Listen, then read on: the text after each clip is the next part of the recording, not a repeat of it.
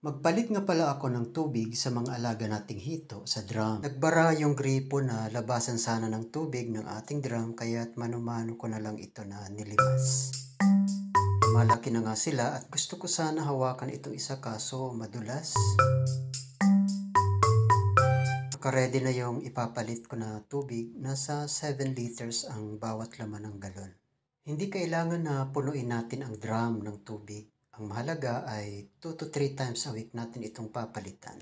Huwag basta ibagsak ang buhos ng tubig dahil mabubulabog ang ating mga hito. Gamitan natin ito ng paraan ng tubig gaya ng inyong nakikita. At dahil napalitan ko ng tubig, maglalagay na tayo ngayon ng floating feed sa mga hito. At kukuha na rin ako ng pangpalit na kangkong dito mismo sa ating garden. Nakakatulong din ito para sa oxygen ng ating hito sa drum.